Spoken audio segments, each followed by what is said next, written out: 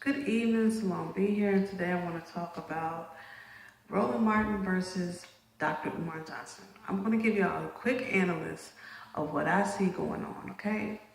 Okay, Roland Martin and Dr. Umar Johnson are revisiting an old feud between their mentors or the men that they used to look up to. Roland Martin looked up to W.E.B. Dubois, and Dr. Umar Johnson looks up to Marcus Garvey. Marcus Garvey looked up to Booker T. Washington. Okay, so they are feuding. Okay, so when I saw the little feud that they had, I saw that the way that it started off, the conflict started off, and they got into it, it was dysfunctional. It was like, as everybody's saying, it was an ambush, okay? And when a person is ambushed, that is not constructive or productive conflict, or the way that you're handling it is not productive. So therefore, Roland Martin made TV1 look really bad, okay? Now, Dr. Umar Johnson, when he came in to explain himself, he was ambushed, he was cut off, and those are unproductive ways to handle conflict and communication. You do not communicate like that. And when you have a conflict, you're supposed to hear everybody out, and then everybody weigh their opinion and their differences. And then they agree to disagree, okay? And that is explaining the feud that happened between Umar Johnson and Roland Martin. Now let's go back to the past. Okay, Booker T. Washington, he was an advisor to the United States presidents. He was also a slave, and he was taking leadership over the slaves, the free slaves, and the descendants of free slaves. Okay, him and W.E.B. Du Bois had a conflict because Booker T. Washington felt that W.E.B. Du Bois did not like darker skinned blacks. So they had a problem as far as colorism going on. There were blacks that were saying that W.E.B. Du Bois favored people of lighter hue than those of darker hue. So this is what is motivating, to me, Roland Martin and Dr. Umar Johnson, because their beliefs and who they study, their mentors, the people they study and who they look up to. So this age-old problem was how blacks were going to go and be in America and be empowered. Were they going to be business owners, entrepreneurs, and educated? Or were they going to be more militant and clergy members and doctors and lawyers? Were they going to be more militant? And the two leaders fought over what is the best way that blacks can be empowered in America and how they can move forward after getting out of slavery. Well, this event between Roland Martin and Dr. Umar Johnson is a reincarnated feud. It's reincarnated because it never was solved. Because as blacks, we do not handle conflict very well.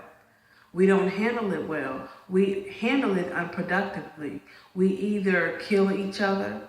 Mainly we kill each other. And in America, whether it's white Americans, black Americans, Latino Americans, we do not handle conflict productively.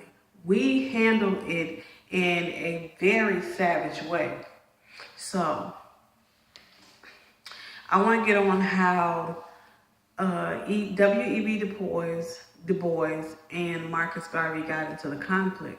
Well, they were going to a peace conference in Paris. Marcus Garvey could not get out the country, and W.E.B. Du Bois could not get out the country in time enough to catch the peace conference. So they sent representatives on their behalf.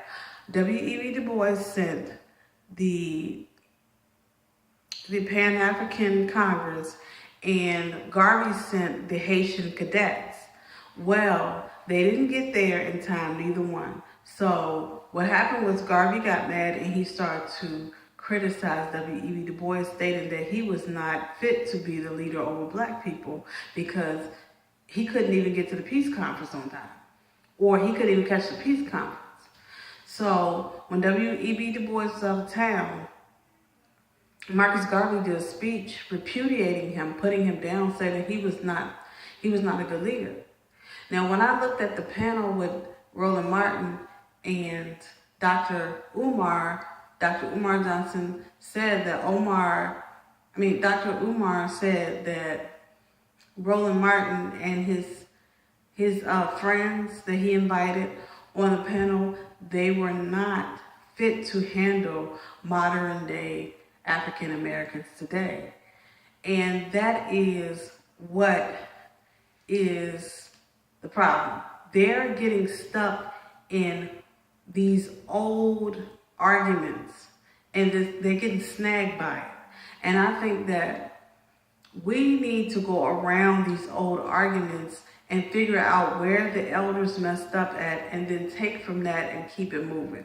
So Roland Martin needs to figure out how he can help Umar Johnson, and Umar Johnson needs to figure out how he can help Roland Martin, because when you're dealing with conflict, you're dealing with interdependence, which means you both depend on each other for something. Okay, W.E.B. Du Bois and Booker T. Washington and Marcus Garvey depended on each other for something. W.E.B. Du Bois was getting money from Booker T. Washington because he was donating to the NAACPA, which was the Niagara movement. Okay, Marcus Garvey needed W.E.B. Du Bois to help him in uplifting blacks in Paris and stuff like that. He needed his help because he was already a leader in the United States. So, therefore, they both needed common ground. They both had a goal. And I think by studying politics, business, and being militant, we can still survive here. Because Booker T. Washington basically was a slave and then he moved up to the White House. So it's possible to come from nothing and be something. So for Dr. Umar Johnson and Roland Martin, figure out how you two can help each other, because y'all both coming from the same sources. Y'all mentors, the people that y'all looked up to at one time, needed each other. And y'all do need each other. Y'all both are representing the race and fighting for black empowerment. So I do understand why they did conflict, because you need a conflict first before you can join a union. So before Roland Martin and Umar Johnson can come together, they do actually have to sit down and be able to see eye to eye on everything. And I know Roland Martin didn't like the fact that Umar Johnson was saying that a black man should be with a black woman and not messing with other races of women. But that's his opinion. You know, nobody can really get mad at somebody else's opinion. If that's the way they think, okay, just say, okay, it's nothing, that don't have nothing to do with me. You know, that's what he thinks. Your opinion is like underwear. You get some every day. And you take them off and you throw them away or whatever, and you get a new pair every day. The opinions are unlimited. So whatever. And I just think that they're getting snagged in these age-old arguments. And when W.E.B. Du Bois and Booker T. Washington feuded, Booker T. Washington died, and then it was Marcus Garvey and W.E.B. Du Bois. And they feuded so bad that Marcus Garvey got deported. And he ended up dying in England with his sister or his cousin, and he didn't get to finish any of his work. Are we going to do this again? Are we going to do this another 300 years? Are we going to fight and feud and don't get anything solved? Because when you cannot handle conflict constructively, you end up getting stagnated. And right now, the black community is stagnated, very stagnated. I go outside my door and walk around and look, and I see it. Okay? I live next door to a community that's bankrupt in Virginia. It is called Petersburg, Virginia. And Petersburg, Virginia is where the Civil War took place in Virginia. And most of everyone that lived there were Black citizens. And now they're facing even more poverty because the city is bankrupt. People have misappropriated funds, and it's sad. The children don't have much. They have feeding programs through the library, and it's just, you walk over there, you see what time it is. And then there are business owners, white business owners coming in and regentrifying. This is a problem that we are dealing with. We don't have enough business owners. We don't have enough farmers. We don't have anything because we're getting stuck in age-old conflicts, and we don't understand that we need to figure out how to overcome these things and how to better ourselves. Also, we have a mental illness problem in our community. So we don't have time to argue about who is going to sleep with who. And I do understand, if you can be for Black empowerment, I mean, come on. It makes sense.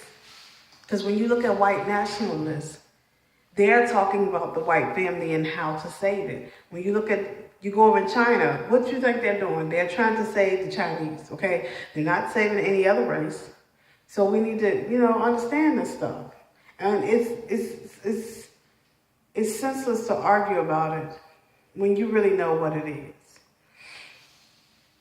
So, all I can say is these two people are feuding, and it's just a reincarnated feud that never got solved. So long be here. Please subscribe to my channel, and I thank you for listening. Have a nice day.